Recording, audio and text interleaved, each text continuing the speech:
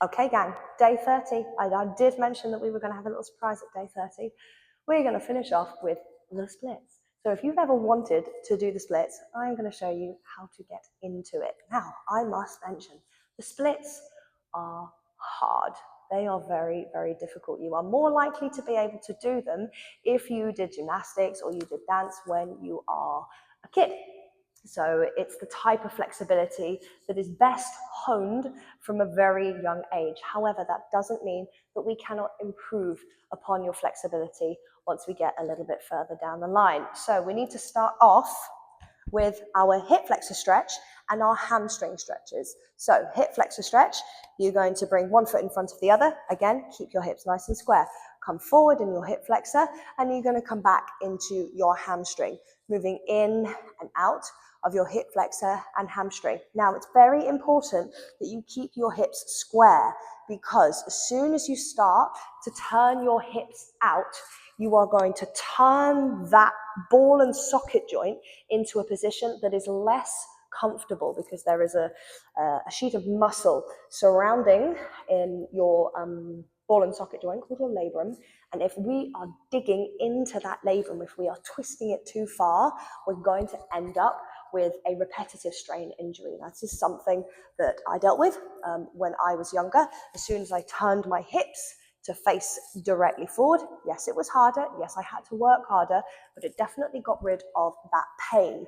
As soon as you feel ready to give it a go, you are going to slide your 1 foot forward and 1 foot back. Keep your hips nice and square. Use some yoga blocks or a chair either side, and you're quite simply going to just drop yourself towards the floor. I don't say down to the floor, I say towards the floor, because that's the direction in which you are planning to go. Notice how my foot is not facing away from me. My laces are facing down to the floor. That is because my hips are in line with each other. They are facing forward. And then just give yourself time because it's not a comfortable position to be in. You are going to feel a stretch down the calf here, also through your hamstrings, and also deep within your hip flexors. It's definitely more to do with your hip flexors than it is to do with your quads. So please remember, you will be able to get down easier and quicker if you turn this back foot out. Please don't do that, because you are going to be twisting into your labrum, and you really don't want to do that. You will also find that one side feels easier than the other. This is like the epitome of one side feels easier than the other. So do give yourself a little bit more love on the side that feels a little bit more intense. For me, it's my left. So that is your final day.